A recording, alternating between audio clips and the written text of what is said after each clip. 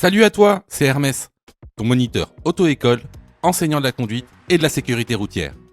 Aujourd'hui, je te propose un examen complet du code de la route, commenté et corrigé. Allez, on perd pas de temps, on commence tout de suite. Question numéro 1. Je suis en agglomération. Pour dépasser ce vélo, je dois laisser un intervalle de sécurité de réponse A, 1 mètre. Réponse B, 2 mètres.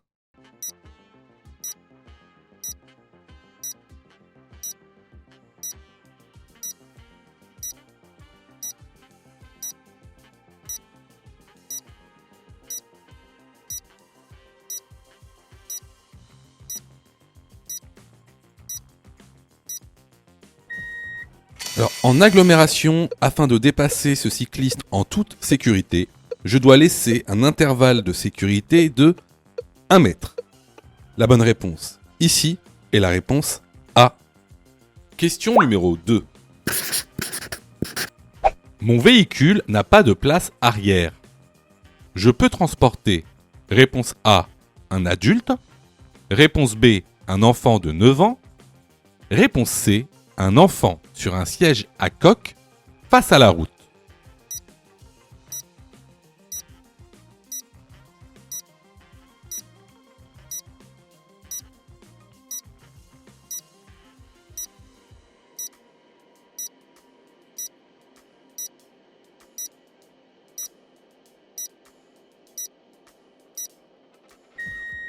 Alors, j'adore cette question parce que ça montre si oui ou non vous connaissez bien le code de la route. D'ailleurs, par exemple, si vous ne savez pas ce que c'est qu'un siège à coque, ça va être compliqué de répondre à cette question.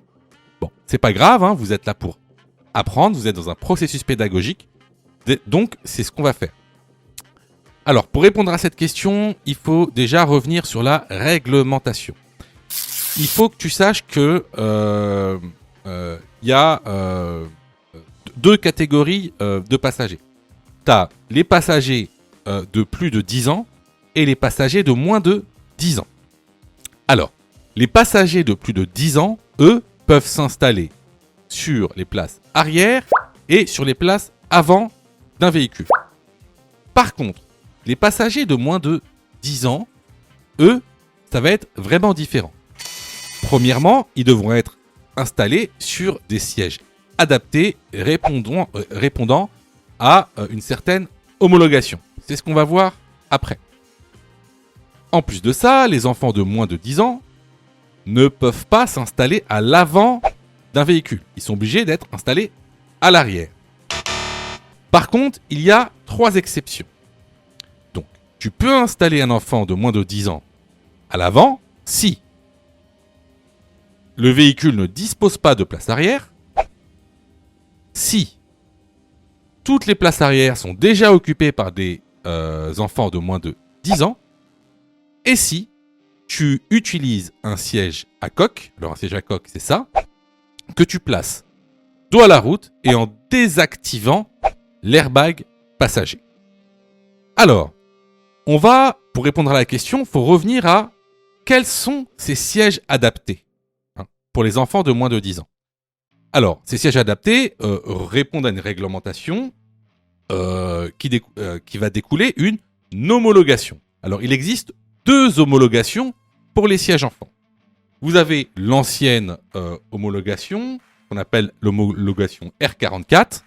Tiens, d'ailleurs, je vous ai mis ici l'étiquette qu'il y a sur ces sièges. Donc, vous voyez bien, il y a marqué en bas R44. Et cette homologation classifie les sièges selon le poids de l'enfant. Vous voyez ici, il y a marqué 9 kg, 18 kg. Ça, c'est l'ancienne réglementation, on ne va pas en parler. La nouvelle réglementation, elle, c'est ce qu'on appelle la réglementation R129. Donc, si vous regardez bien, ici, c'est l'étiquetage qu'il y a sur les sièges de cette homologation. Donc, il y a bien marqué ici le numéro de l'homologation, 129, et cette homologation classifie les sièges selon, cette fois-ci, la taille de l'enfant. Et regardez ici, il y a marqué quoi ? 100, 150 cm. Alors, dans cette homologation, il existe 3 grands types de sièges pour enfants. Tout d'abord, vous avez le siège à coque qu'on a vu tout à l'heure. Donc ce siège à coque, c'est pour les enfants qui mesurent jusqu'à 83 cm. Ce siège à coque, vous pouvez le placer à l'arrière du véhicule face à la route, mais également à l'avant du véhicule, à condition qu'il soit placé dos à la route et que l'airbag passager soit désactivé. Ensuite, vous avez le siège qu'on appelle baquet, qui sont adaptés pour les enfants qui ont une taille allant jusqu'à 1 mètre. Ces sièges baquets, vous pouvez seulement les installer à l'arrière du véhicule, donc face à la roue. En dernier lieu, vous avez ce qu'on appelle le siège avec dossier. Ça, c'est pour les enfants de moins de 10 ans qui mesurent plus de 1 mètre. Ce siège-là, vous pouvez les placer à l'arrière du véhicule, mais également à l'avant du véhicule. Par exemple, si les sièges arrière sont déjà occupés par des enfants de moins de 10 ans ou si la voiture ne dispose pas de siège arrière. Alors attention, ce siège-là, vous n'avez pas le droit de le placer dos à la route. Ce siège-là, il faut le placer face à la route. Et il faut activer cette fois-ci l'airbag passager, contrairement au siège à coque. Donc maintenant que vous savez tout ça, pour répondre à la question, regardez bien la question. Il y a écrit « Mon véhicule n'a pas de place arrière ». Donc on est dans la condition où ce véhicule ne dispose pas de place arrière. Est-ce que je peux transporter un adulte ? Alors ça oui, un adulte peut aller n'importe où, à l'avant, à l'arrière. En plus ici, l'airbag passager est activé. Donc oui. Est-ce que je peux transporter un enfant de 9 ans ? Bah oui, pourquoi ? Bah parce que mon véhicule n'a pas de place arrière. On est dans une des exceptions à la règle. Et en plus de ça, regardez, l'airbag est activé. Donc, la réglementation, là, elle est totalement satisfaite. Est-ce que je peux placer un enfant sur un siège à coque face à la route ? Bah non. Alors déjà qu'on n'a pas le droit d'installer un siège à coque à l'avant face à la route, c'est dos à la route. Et en plus, regardez ici, l'airbag passager est activé. Donc on a 2 fois pas le droit. Donc ici, les bonnes réponses sont les réponses A et B. Question numéro 3. Cette EDPM a le droit de circuler à cet endroit. Oui, réponse A, non, réponse B.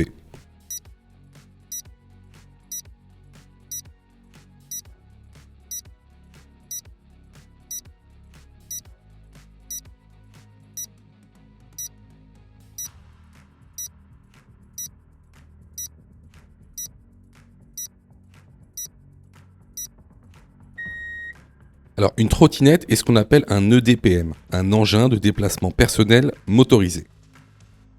À savoir que leur est autorisé les bandes et les pistes cyclables, les voies dont la vitesse maximale autorisée est de 50 km/h. Par contre, il leur est strictement interdit de rouler sur les trottoirs. Actuellement, dans cette photo, le conducteur de cet engin roule sur une bande cyclable, donc il a le droit de rouler à cet endroit. La bonne réponse est la réponse A. Question numéro 4. J'ai la priorité. Oui, réponse A. Non, réponse B. Je m'engage. Oui, réponse C. Non, réponse D.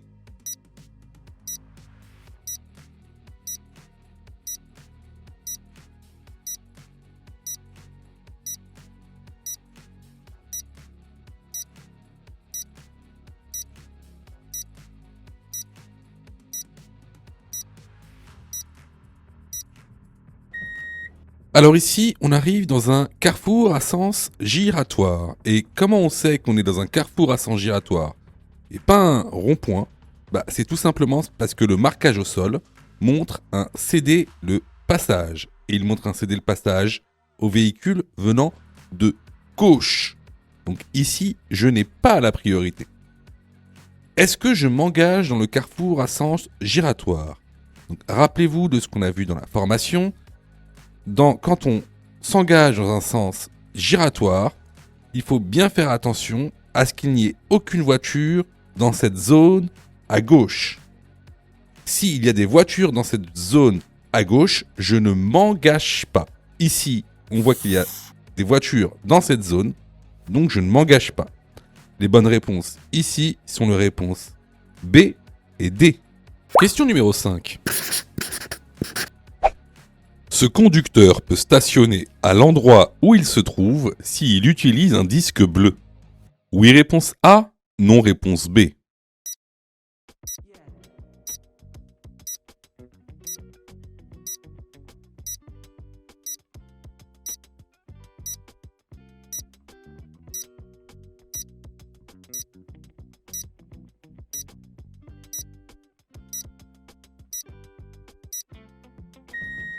Alors, regardez ce panneau. Donc ce panneau, c'est un panneau de fin de zone, de stationnement gratuit, limité dans la durée.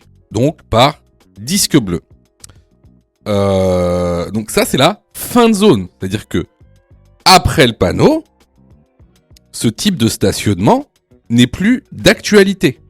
D'accord ? Mais avant ce panneau, donc là où est ce conducteur, c'est qu'effectivement, on est sur un stationnement par disque. Hein ? D'ailleurs, vous pouvez voir le marquage au sol, qui est un marquage au sol bleu. Donc, dans les zones de stationnement par disque, tu dois poser donc, le disque visible au niveau de ton pare-brise et en indiquant l'heure du stationnement. Donc, ici, la bonne réponse est la réponse A. Question numéro 6. Pour porter secours à cette victime consciente, je dois, réponse A, la mettre en position latérale de sécurité. Réponse B, vérifier qu'il n'y a pas d'hémorragie externe. Réponse C, lui donner de l'eau pour la réhydrater.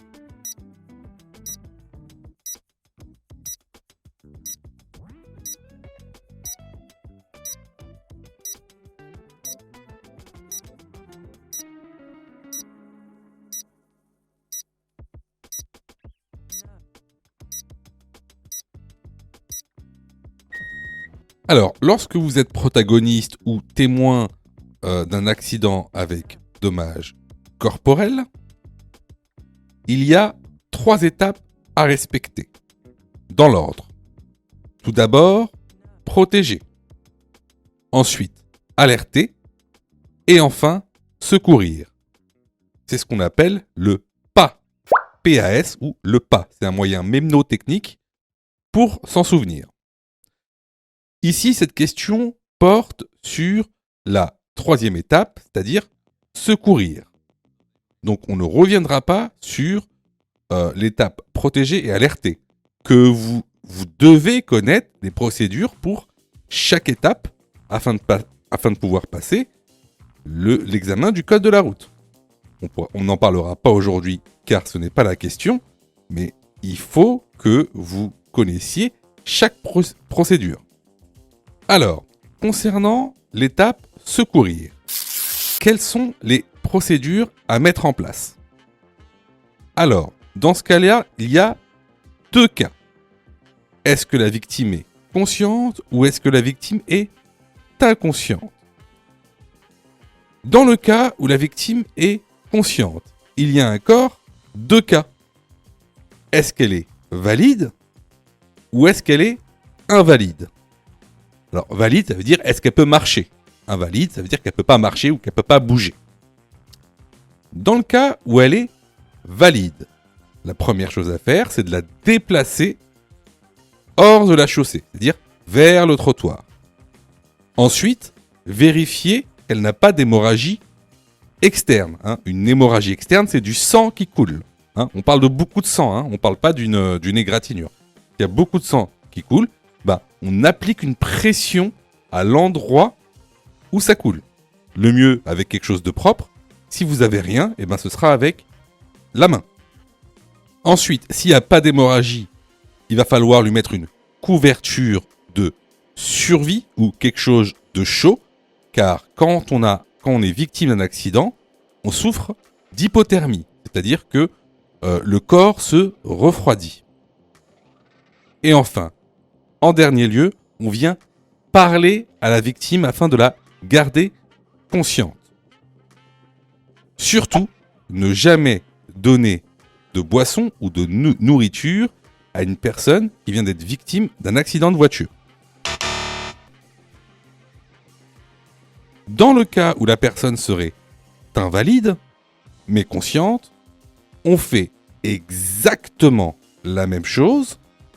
Cependant, on ne déplace pas la victime. Dans le cas d'une victime qui serait inconsciente, la première chose à faire, c'est de vérifier qu'il n'y a pas d'hémorragie. Et s'il y a une hémorragie, toujours la même chose, on applique une pression à l'endroit où le sang coule. S'il n'y a pas d'hémorragie, on met la personne en position latérale de sécurité. Et enfin, on la couvre avec ce qu'on peut, le mieux étant une couverture de survie. Donc, ici, la bonne réponse est la réponse B. Alors, attention, tout ce qui est dit sur cette chaîne concernant les secours, les premiers secours à la personne ne sont valables que pour l'examen du code de la route. C'est de la théorie pure. Pourquoi je vous dis ça ? Parce qu'en fait, dans la réalité, il y a plein de cas particuliers. Donc, si vous voulez savoir comment réellement secourir une personne, il faut passer votre brevet de secourisme. D'accord ? Donc, ce qui est dit ici n'est valable que pour passer l'examen du code de la route, car c'est de la théorie. On ne fait que balayer les grandes lignes. Je vois que tu es super motivé pour avoir ton code.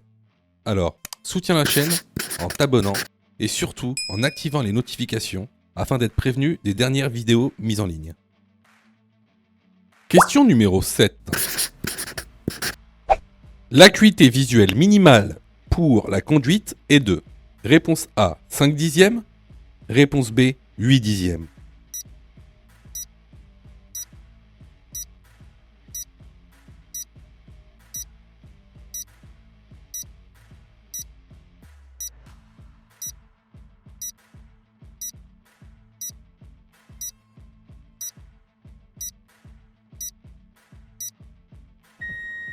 Alors, tout d'abord, c'est quoi l'acuité visuelle ? L'acuité visuelle, c'est la capacité de discerner un objet à une certaine distance. En fait, elle est mesurée chez l'ophtalmologue. Vous savez, quand vous allez chez l'ophtalmologue, il vous fait lire à une certaine distance un petit tableau avec des lettres de plus en plus petites. C'est comme ça qu'on mesure l'acuité visuelle. Donc, vous devez avoir une acuité visuelle supérieure à 5 dixièmes pour être autorisé à conduire. La bonne réponse ici est la réponse A. Question numéro 8.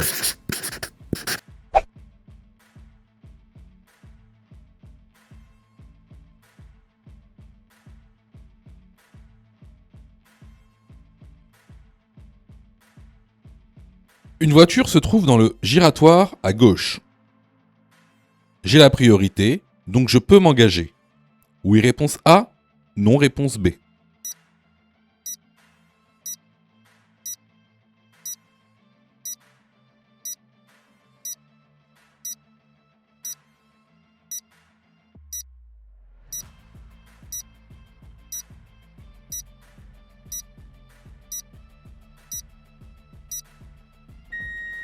Alors, regardez, juste avant, quand on s'apprête à rentrer dans le carrefour à sens giratoire, regardez le panneau qu'on a. On a un panneau « Céder le passage ». Donc, il faut céder le passage au véhicule, ici comme on rentre dans un sens giratoire, venant de gauche. Alors ça, c'est une chose qu'on a vue plusieurs fois dans la formation. Alors, regardez, il y a une procédure pour pouvoir s'engager dans un sens giratoire. Il y en a même plusieurs selon la sortie que vous prenez. Alors, ici, lorsqu'on s'engage dans un sens giratoire, regardez l'animation, il faut laisser la priorité aux véhicules qui viennent de gauche, dans cette zone qui clignote en rouge. Donc s'il y a un véhicule dans cette zone qui clignote en rouge, on doit céder le passage. Donc ici, je n'ai pas la priorité, donc je ne peux pas m'engager. La bonne réponse est la réponse B. Question numéro 9. Je suis en conduite probatoire. La vitesse maximale autorisée est de réponse A, 110 km/h. Réponse B, 130 km/h.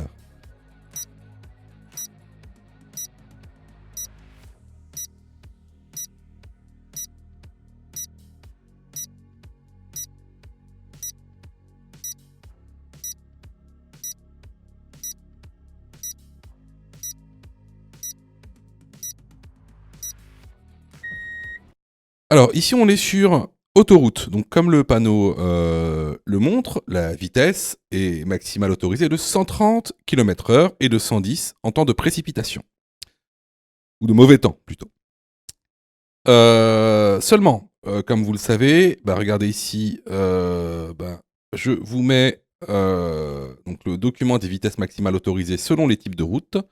Donc lorsqu'on est en probatoire sur autoroute, la vitesse maximale autorisée est de 110 km/h. Donc ici, la bonne réponse est la réponse A.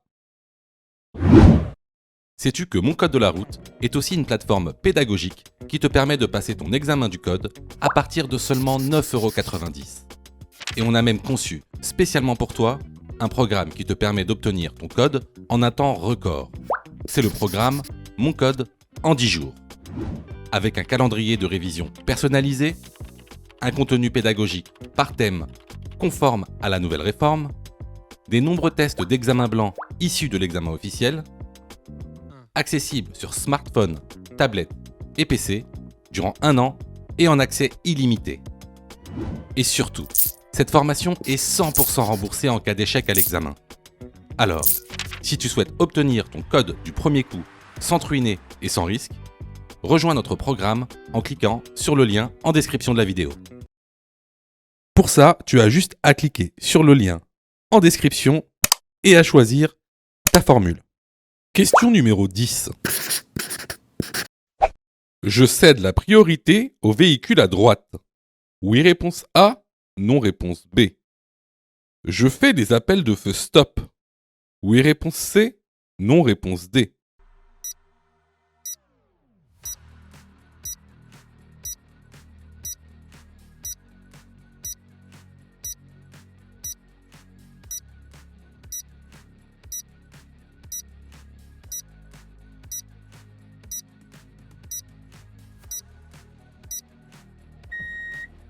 Alors, ici, on a deux choses. Regarde.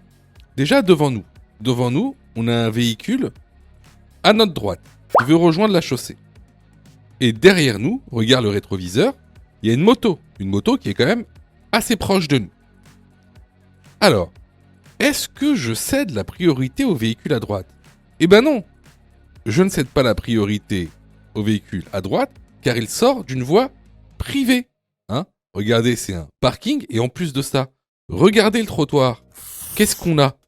On a ce qu'on appelle un bateau. Ça veut dire que c'est un trottoir, c'est une voie privée. Ce n'est pas une rue. C'est un bateau. Alors on appelle ça un bateau parce que ça a la forme d'un bateau de profil, tout simplement. Alors, j'ai quand même un danger parce que le conducteur de ce véhicule, il n'a pas l'air de nous avoir vus, en fait.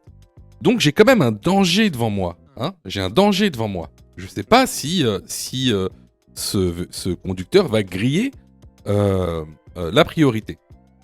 Donc pour prévenir la moto derrière moi, je vais faire des appels de feu stop.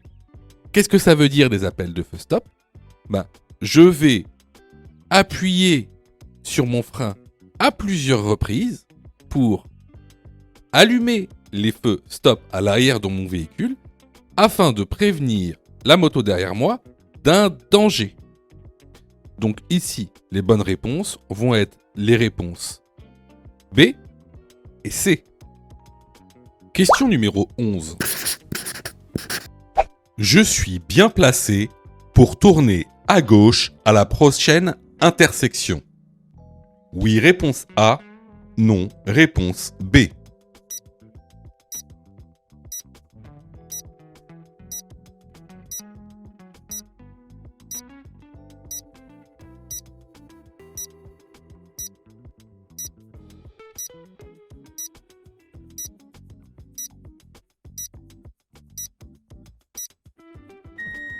Alors, comme tu le vois ici, on est dans une voie qui est délimitée par des lignes épaisses discontinues.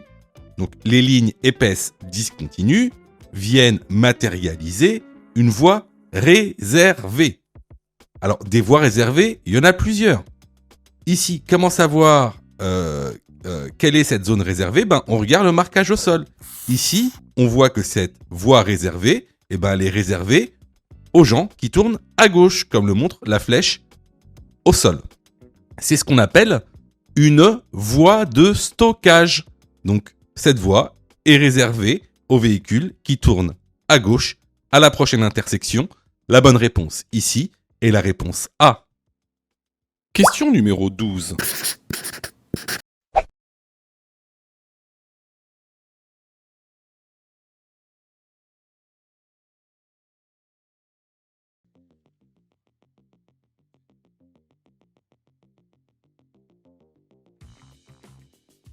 Je peux dépasser le véhicule blanc. Oui, réponse A. Non, réponse B.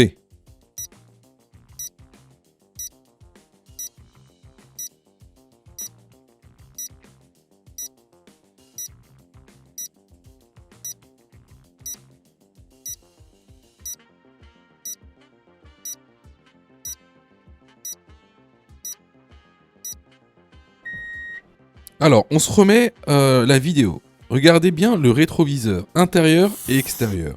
On voit un véhicule qui se rapproche, qui grossit dans les rétros. Jusqu'à ce que, regardez là, hop, on le voit plus. Donc, il est passé dans l'angle mort.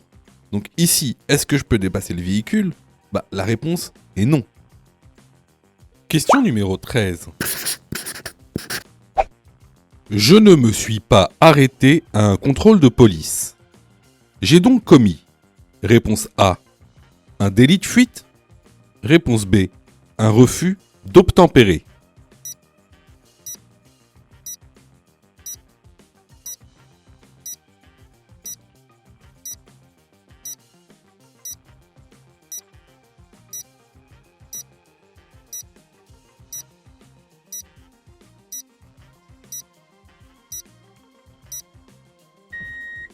Alors faites très attention à cette question parce qu'elle est très fréquente dans les examens du code de la route. Alors, c'est quoi la différence entre un délit de fuite et un refus d'obtempérer ? Un délit de fuite, c'est lorsque vous faites un accident et que vous ne vous arrêtez pas pour réaliser un constat, par exemple, ou pour aider une victime. Un refus d'obtempérer, c'est différent. Un refus d'obtempérer, c'est lorsque vous refusez d'obéir à un ordre légal d'un agent de police. Donc ici, si je ne me suis pas arrêté à un contrôle de police, j'ai commis un refus d'obtempérer. La bonne réponse ici est la réponse B. Question numéro 14. À cette intersection, je dois marquer l'arrêt. Oui, réponse A. Non, réponse B. La rue dans laquelle je roule est à sens unique. Oui, réponse C. Non, réponse D.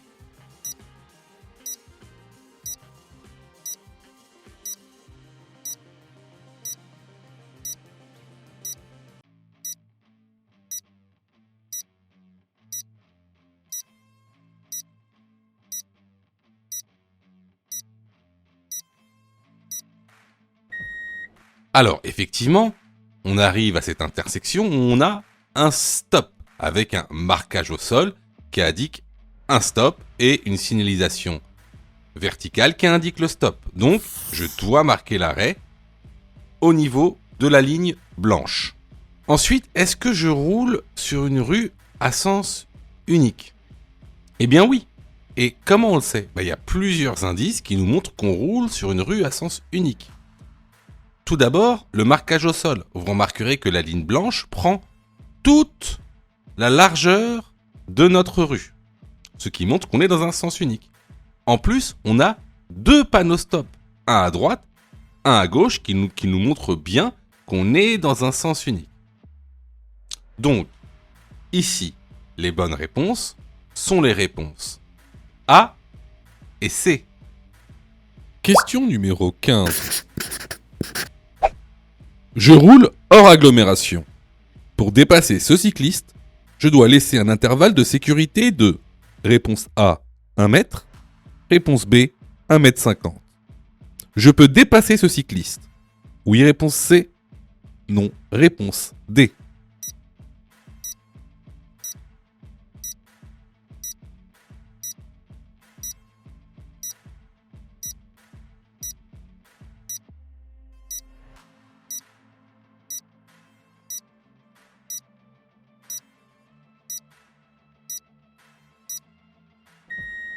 Alors, il faut que tu saches que l'intervalle de sécurité pour dépasser un usager vulnérable hors agglomération est de 1,50 m. Aussi ici, tu vois bien qu'on est dans un virage et qu'on manque de visibilité. Une voiture pourrait venir en sens inverse. Donc, je ne peux pas dépasser ce cycliste pour le moment. Les bonnes réponses ici sont les réponses B et D. Les vidéos sont totalement gratuites, donc abonne-toi pour aider la chaîne et surtout, active les notifications pour être prévenu des dernières vidéos et avoir ton code beaucoup plus rapidement. Question numéro 16. Je circule. Réponse A, sur route. Réponse B, sur autoroute. Réponse C, plus vite que le poids lourd.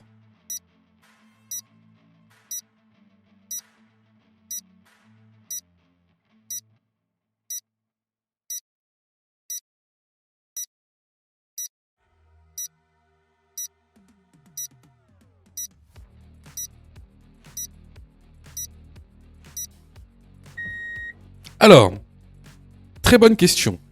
Comment ici savoir qu'on circule sur route ou autoroute? Bah, c'est très simple. Devant nous, on a ce qu'on appelle une borne kilométrique. Donc, cette borne kilométrique, elle est là pour vous dire, sur quelle route vous roulez. Ici, par exemple, A. Donc, pour autoroute. À côté, même si on ne le voit pas, le numéro de l'autoroute. Et en dessous, le point kilométrique. Parfois même, vous voyez, regardez cette borne kilométrique, et même marqué votre attitude.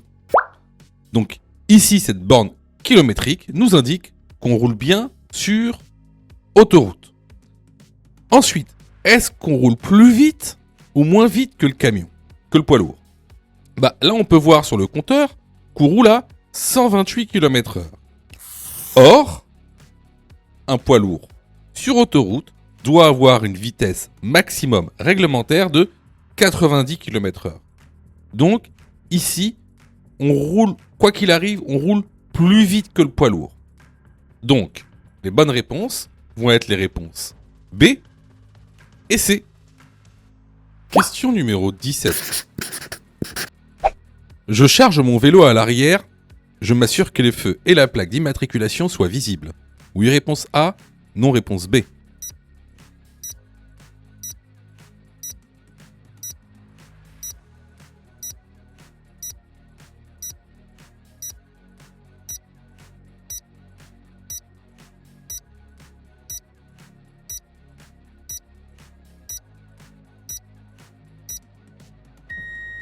Alors oui, effectivement, vos feux et vos plaques d'immatriculation doivent toujours être visibles. Peu importe la situation. Donc ici, la bonne réponse est la réponse A. Question numéro 18. Ce véhicule est à l'arrêt. Il est en infraction. Oui, réponse A, non, réponse B. Il encourt une amende. Oui, réponse C, non. Réponse D.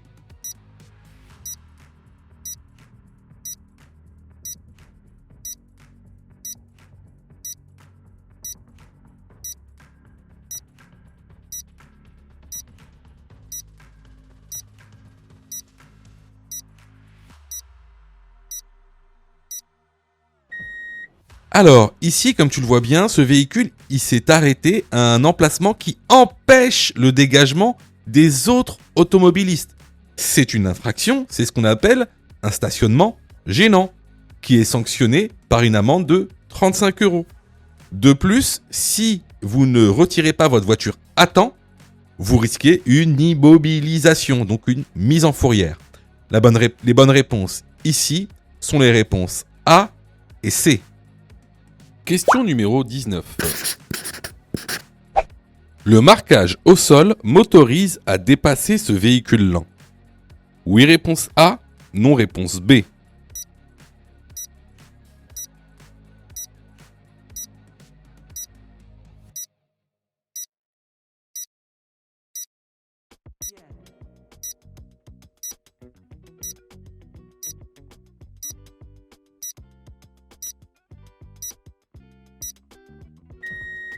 Alors, si tu regardes bien ici la ligne médiane, c'est une ligne de dissuasion. Donc une ligne de dissuasion te dissuade de dépasser un véhicule. Cependant, il y a une exception. Tu peux dépasser un véhicule si devant toi, il y a un véhicule lent. Ici, le tracteur est considéré comme un véhicule lent. Donc, pour répondre à la question, est-ce que le marquage au sol m'autorise à dépasser ce véhicule lent? La bonne réponse est la réponse A.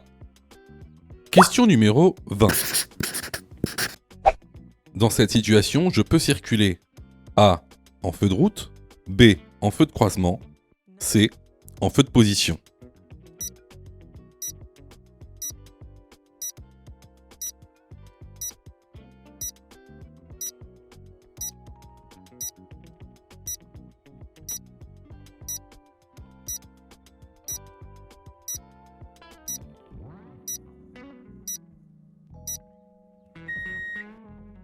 Alors, ici, on est dans une agglomération éclairée de nuit.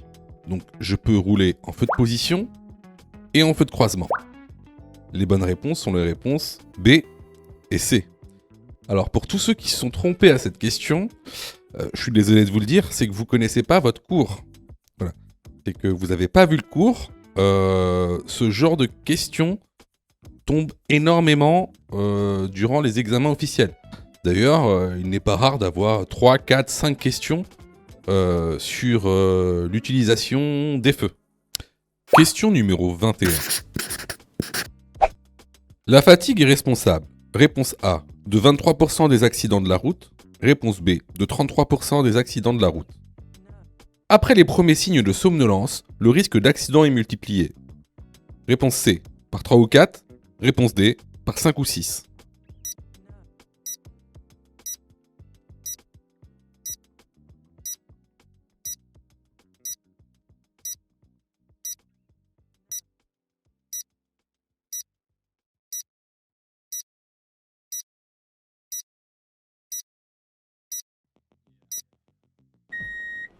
Alors, comme le montre le document de la formation que je vous mets ici, donc, la fatigue est responsable de 33% des accidents de la route.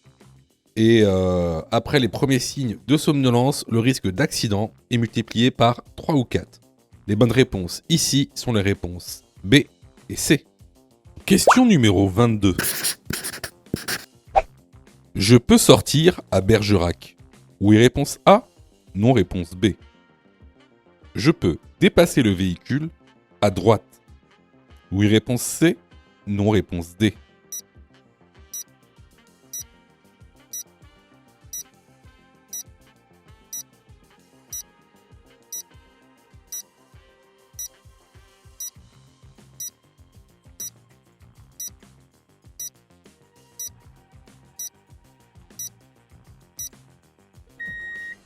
Alors, vous remarquerez qu'ici on est sur autoroute et on est sur la file de gauche. Ce qui nous sépare de la file de droite, ce sont des lignes de dissuasion. Donc, une ligne de dissuasion te dissuade de la franchir. Ici, est-ce qu'on peut franchir cette ligne de dissuasion pour sortir à Bergerac? Bah non, c'est totalement interdit car c'est une ligne de dissuasion. Alors, n'oublie pas. Il y a 2 exceptions pour lesquelles tu peux franchir cette ligne. Et seulement 2. La première, c'est de dépasser un véhicule lent. Si tu ne sais pas ce que c'est qu'un véhicule lent, je t'encourage fortement à aller dans l'information. Et attention, un véhicule lent sur la voie de gauche, c'est pas du tout la même définition qu'un véhicule lent sur la voie de droite.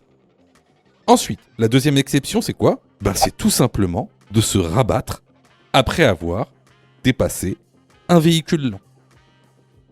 Est-ce que ici, je peux dépasser le véhicule ? Oui, bien sûr, il n'y a aucune raison de ne pas pouvoir dépasser ce véhicule. Donc ici, les bonnes réponses sont les réponses B et C. Question numéro 23. La chaussée est à double sens de circulation. Réponse A, sur 5 km. Réponse B, dans 5 km.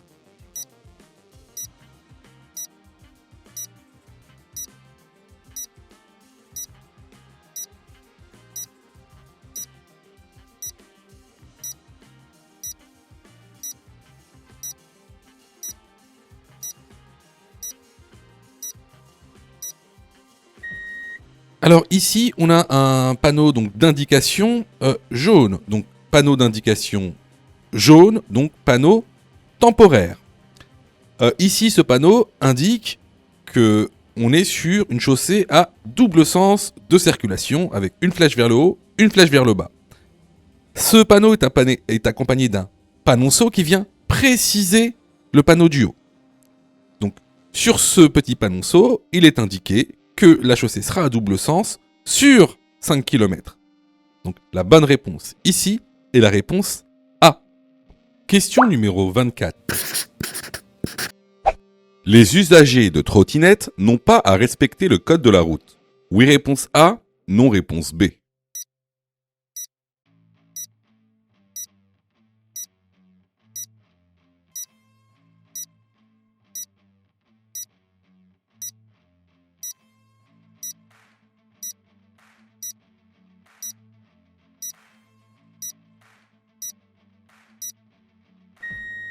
Alors si, évidemment, même les piétons doivent respecter le code de la route. Tous les usagers de la route doivent respecter le code de la route.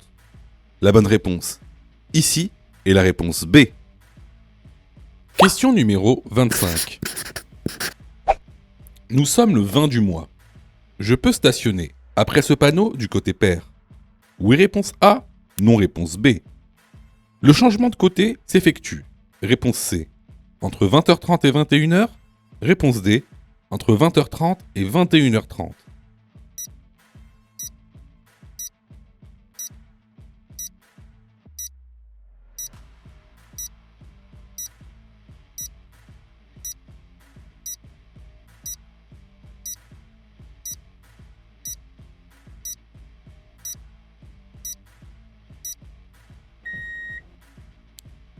Alors ici, on a affaire à un panneau de stationnement alterné semi-mensuel.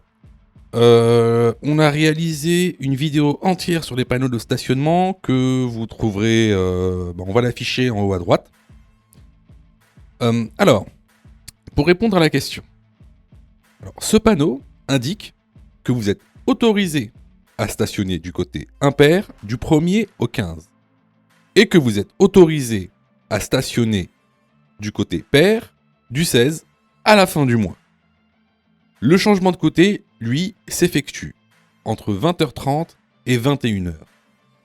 Donc ici, les bonnes réponses sont les réponses A et C. Question numéro 26. La consommation d'alcool au volant augmente le risque d'accident. Oui, réponse A, non, réponse B.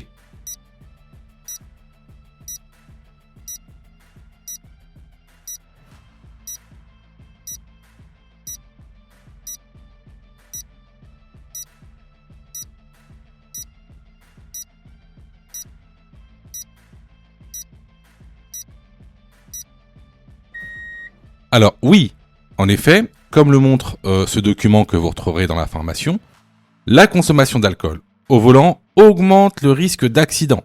Par exemple, pour un taux d'alcoolémie de 0,5 g par litre de sang, le risque d'avoir un accident est multiplié par 2. Et si vous avez un taux d'alcoolémie de 1,2 g par litre de sang, les risques d'avoir un accident sont multipliés par 35. Donc ici, la bonne réponse est la réponse A. Question numéro 27. La roue de secours est obligatoire. Oui, réponse A. Non, réponse B.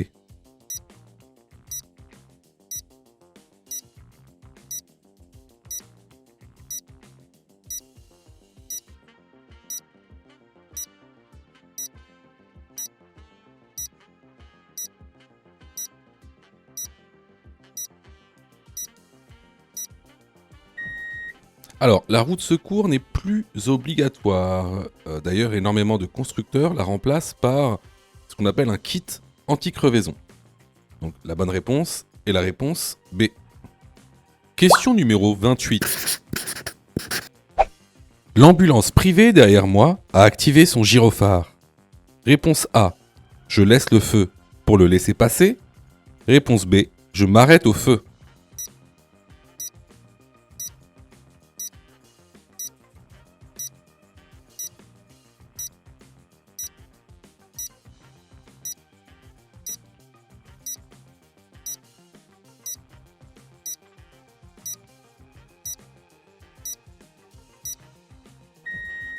Alors là, on fait très attention. Les ambulances sont des véhicules d'intérêt général bénéficiant d'une facilité de passage. Ce qui n'a rien à voir avec un véhicule d'intérêt général prioritaire. Ce sont deux types de véhicules différents. Les véhicules d'intérêt général qui bénéficient d'une facilité de passage n'ont pas la priorité aux intersections. Dans ce cas, je m'arrête au feu. La bonne réponse est la réponse B. Si tu aimes le contenu, alors prends quelques secondes pour liker la vidéo. C'est très important. Cela nous permet d'être mieux référencés et donc de te présenter encore plus de vidéos pour que tu puisses obtenir ton code le plus rapidement possible. Question numéro 29. Une conduite éco-responsable, c'est A. Rouler en sur-régime. B. Alléger le véhicule. C. Rouler moins vite. D. Limiter la climatisation.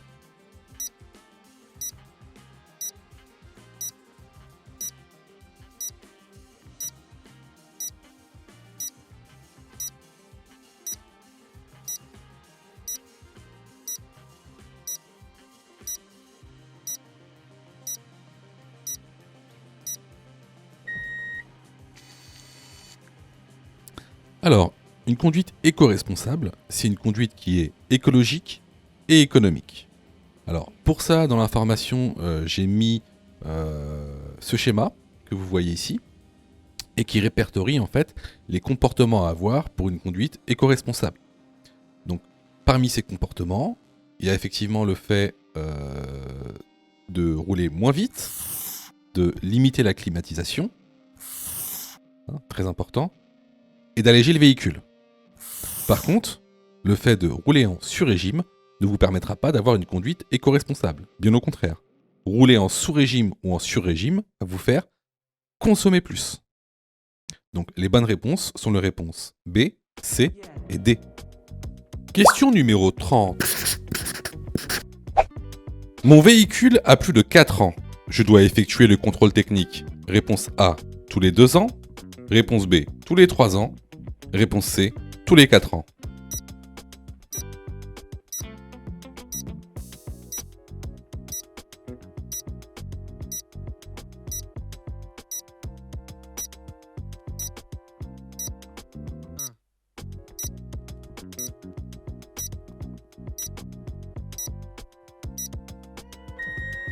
Alors là, tu vois, encore une fois, c'est une question de cours. Donc si tu as faux à cette question, je t'encourage fortement, mais fortement, à te former.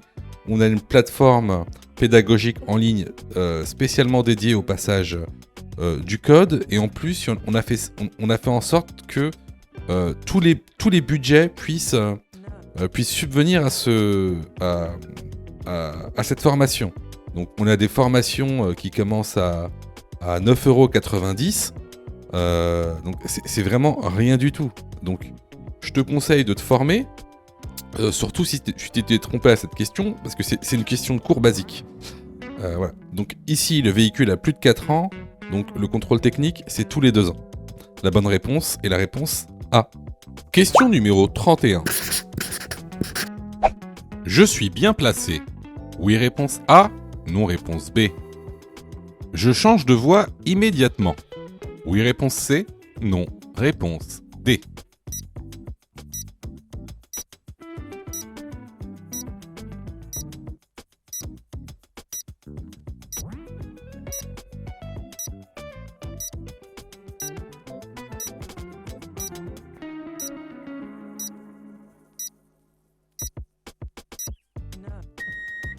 Alors, si tu remarques bien, déjà la signalisation horizontale, donc c'est-à-dire la signalisation qu'il y a au sol. On voit bien qu'on est sur une voie de bus. Il y a marqué bus sur notre voie, et en plus on voit qu'elle est délimitée par une ligne blanche épaisse discontinue. En plus, on a la signalisation verticale, ce panneau qui indique une voie de bus. Donc ici, est-ce que je suis bien placé ? Ben non, je ne suis pas du tout sur ma voie. Est-ce que je change de voie immédiatement ? Eh bien non. Pourquoi est-ce que je ne change pas de voie immédiatement ? Regardez le rétroviseur gauche ici. On a un camion qui est juste derrière nous sur cette voie-là. Donc ce qu'on va faire, c'est qu'on va attendre que la voie soit libre pour pouvoir s'insérer sur la voie de gauche. Les bonnes réponses ici sont les réponses B et D. Question numéro 32.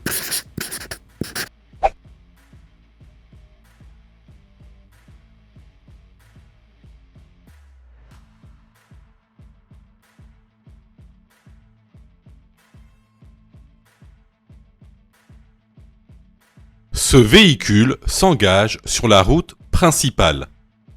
Il bénéficie de la priorité à droite sur les véhicules venant de sa gauche. Oui, réponse A, non, réponse B. Il doit marquer l'arrêt avant de s'engager. Oui, réponse C, non, réponse D.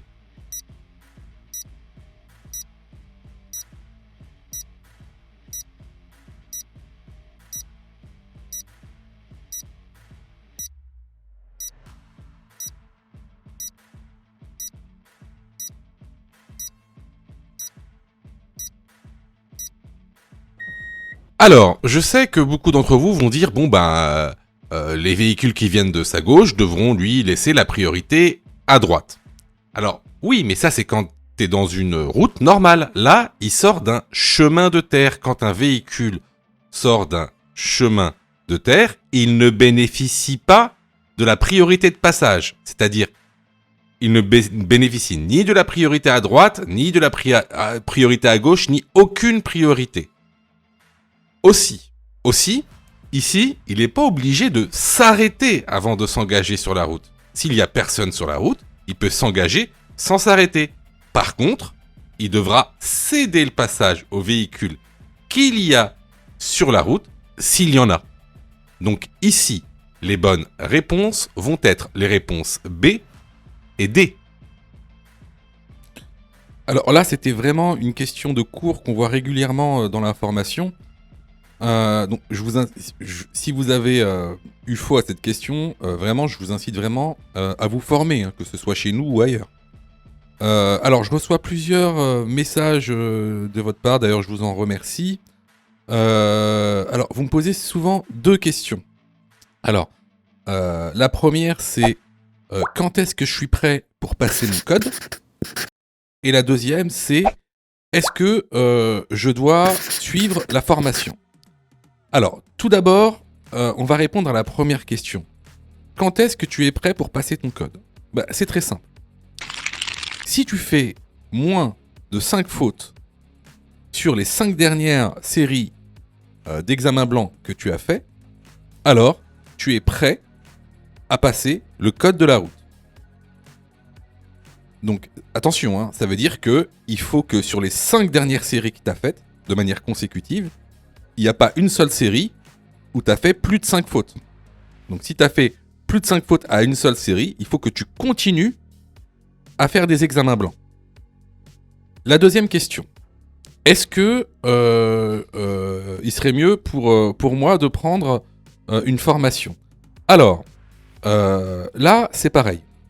Si tu fais 8 fautes ou plus sur les 5 dernières séries d'examens blancs que tu as faites, alors il est vivement conseillé de te former. Ça veut tout simplement dire que il te manque certaines notions essentielles. Ça veut pas dire que tu connais pas ton cours, ça veut dire qu'il te manque des notions essentielles pour pouvoir progresser. Et clairement, c'est pas en faisant des examens blancs que tu vas progresser, tu vas même plutôt stagner. Voilà.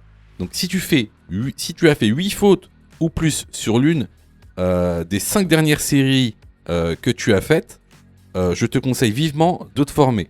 Surtout que on a mis en place donc une plateforme pédagogique qui répond vraiment à tous vos besoins. On a fait en sorte que tout le monde puisse se former au code de la route. Vous avez la formule standard, par exemple, qui est à 19,90 € par an. Donc vous payez une fois 19,90 € et vous avez le droit à toute la plateforme pendant 1 an en illimité, avec tous les cours, tous les 10 thèmes, plus de 1200 questions issues de l'examen officiel, commentées et corrigées. Vous avez pour ceux par exemple qui veulent passer leur code rapidement, la formule à mon code en 10 jours, pour passer son code en 10 jours, qui est à 39,90 € par an, en illimité. Et en plus, si vous ratez votre code, eh ben vous êtes 100% remboursé, seulement en envoyant votre preuve d'échec. Sinon, pour ceux qui le souhaitent, vous avez la plus petite formule, la formule basique, qui est à 9,90 € par semaine. Celle-ci, c'est une formule qui est hebdomadaire, qui en général est réservée à ceux qui ont déjà passé leur code et qui ont échoué. C'est une sorte de remise à niveau. Donc, vraiment, il y en a pour tous les besoins et il y en a aussi pour tous les prix. Et c'est vraiment pas cher. Ce serait bête de rater son code alors que vous auriez pu vous former pour 9,90 €. Pour ça, tu as juste à cliquer sur le lien en description et à choisir ta formule. Question numéro 33.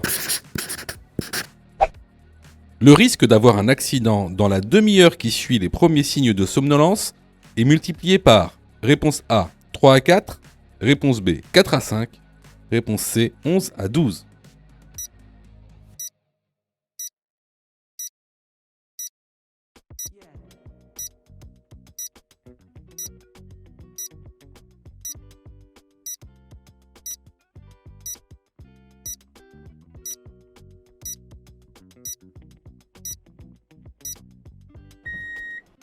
Alors encore une fois, ça c'est une question de cours qui est souvent posée lors des nouveaux examens du code de la route. Donc là je vous montre le document que vous pouvez retrouver donc, dans la formation. Et donc effectivement la fatigue est responsable d'un tiers des accidents sur autoroute. Et le risque d'avoir un accident dans la demi-heure qui suit les premiers risques, les premiers signes de somnolence sont multipliés par 3 ou 4. La bonne réponse ici est la réponse A. Question numéro 34. Je suis bien placé pour aller à Nîmes. Oui, réponse A. Non, réponse B.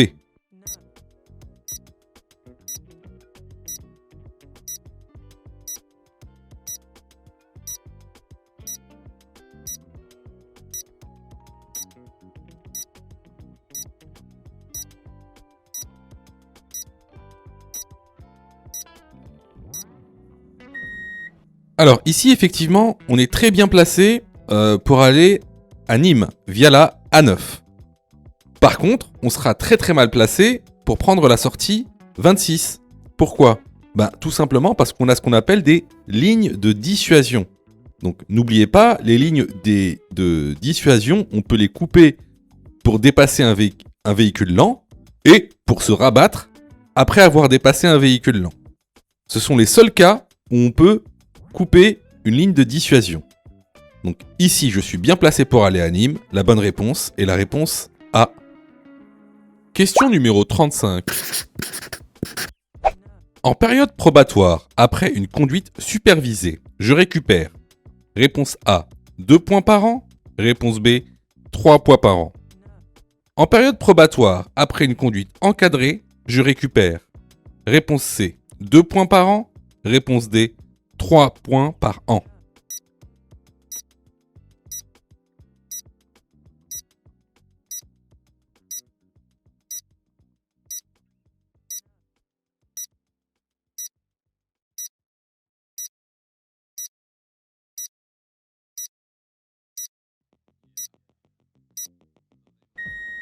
Alors, que l'on soit qu'on ait passé le permis en conduite supervisée ou en conduite encadrée, on récupère 2 points par an comme un permis conventionnel.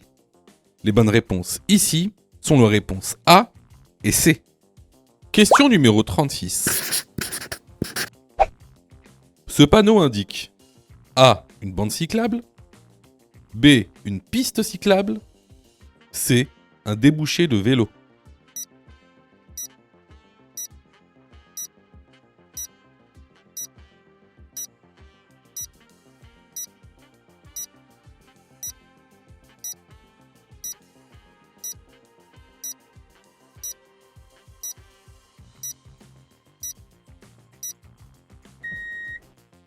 La bonne réponse est la réponse C, un débouché de vélo.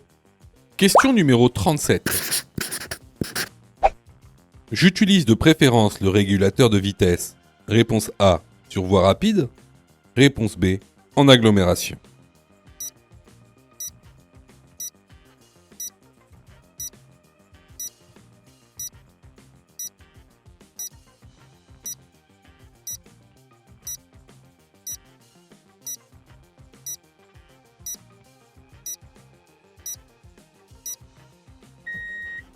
Alors, le régulateur de vitesse, c'est vraiment pour tout ce qui est voie rapide, autoroute ou route.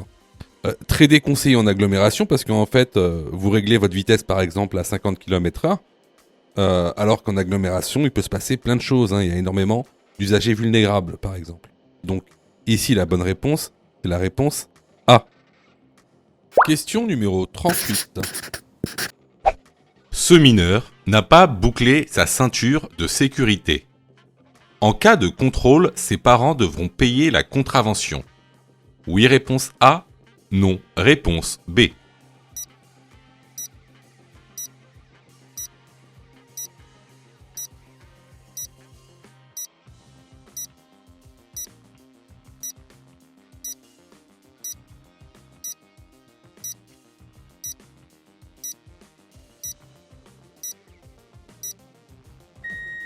Alors, ici on a affaire donc ici à un passager qui n'a pas sa ceinture.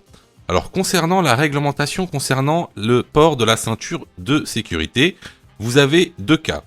Le cas où le passager est mineur et le cas où le passager est majeur. Dans le cas où le passager est mineur, c'est le conducteur qui devra payer l'amende. Dans le cas où le passager est majeur, c'est le passager qui devra payer son amende. Donc, la bonne réponse ici est la réponse B. Alors, attention, je sais que beaucoup de gens vont croire qu'il y a une erreur à cette question. Je répète, il n'y a pas d'erreur à cette question. Si tu es convaincu qu'il y a une erreur à cette question, je te conseille fortement d'aller dans la formation. La formation, elle est là pour cela. Donc, pas d'erreur à cette question. Alors, vous voyez, il y a beaucoup de gens, en fait, je sais, je sais que vous êtes trompés. Enfin, beaucoup d'entre vous se sont trompés. Je sais que vous passez beaucoup de temps à réviser votre code. Je le sais. Sûrement que même vous avez une application gratuite. Mais vous savez, les applications gratuites, si c'est gratuit, ne pensez pas que vous allez avoir de la qualité. D'accord ? Ne pensez pas ça. C'est pas pour rien qu'il y a 40% de taux d'échec. Quasiment la moitié des gens qui regardent cette vidéo vont rater leur code. Pas parce qu'ils n'ont pas travaillé, pas parce qu'ils sont nuls, Parce que vous avez été mal formé. C'est pour ça que nous, on vous propose donc une plateforme de formation 100% dédiée au code de la route, réalisée par des professionnels, avec une méthodologie adéquate qui vous permettra d'avoir votre code de la route rapidement. En plus de ça, vraiment ça coûte pas cher. Vous pouvez commencer à vous former pour 9,90 €. Ça c'est la formule la plus basse. Sinon, vous pouvez même choisir la formule Mon code en 10 jours. Et avec cette formule, vous êtes 100% remboursé si vous ratez votre code. Simplement en envoyant la preuve de votre échec. Donc voilà, moi un petit conseil que je vous donne, surtout si vous êtes trompé à cette question, allez dans la plateforme, formez-vous correctement. Vous allez voir, ça va bien se passer. Pour ça, tu as juste à cliquer sur le lien en description et à choisir ta formule. Question numéro 39. Je n'ai pas de pneus neige. En période hivernale et après ce panneau, je dois A. Avoir des chaînes dans mon véhicule. B. Poser les chaînes sur les 4 pneus.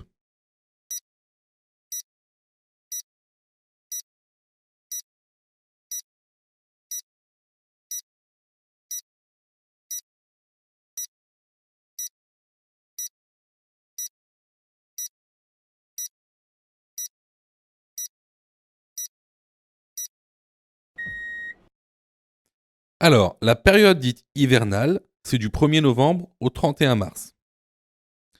Donc, j'ai plusieurs choix. Après ce panneau, je peux équiper mon véhicule de pneus hiver, les 4 roues. Ou alors, je peux aussi avoir des chaînes ou des chaussettes dans mon véhicule pour seulement les roues motrices. Si vous avez 2 roues motrices, alors ce sera les 2 roues motrices. Si vous en avez 4, ce sera les 4 roues motrices. Alors ici, si vous voyez bien, la route n'est pas enneigée. Pas du tout même. Donc pas la peine de mettre des chaînes si j'ai pas de pneus hiver. Le plus important, c'est de les avoir dans son véhicule au cas où il y a des épisodes de neige dans les jours à venir. Donc la bonne réponse ici est la réponse A. Question numéro 40. Le dépistage de stupéfiants par un agent de police est obligatoire après un accident. Réponse A, corporel. Réponse B, mortel. Réponse C, matériel.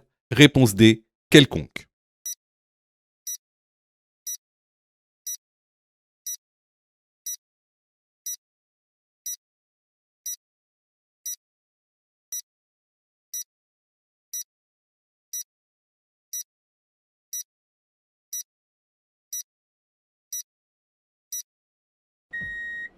Alors, les agents de police sont dans l'obligation de réaliser un dépistage de stupéfiants, mais également un dépistage d'alcoolémie après un accident ayant causé des dommages corporels et mortels. Ils ne sont pas dans l'obligation de le faire lorsqu'il y a un accident qui a causé des dégâts matériels ou un accident quelconque. Sachez également que le dépistage de stupéfiants et d'alcoolémie peut être réalisé par un agent de police sans aucune raison. Les bonnes réponses ici sont les réponses A et B. Si tu as fait 8 fautes ou plus, ne panique pas. Rejoins-nous sur notre plateforme pédagogique en ligne en cliquant sur le lien en description de la vidéo. Tu pourras alors choisir la formule qui te convient. N'oublie pas de liker la vidéo et de t'abonner pour recevoir toutes les dernières notifications. Tu peux aussi continuer à t'entraîner en cliquant sur l'une des vidéos qui s'affichent.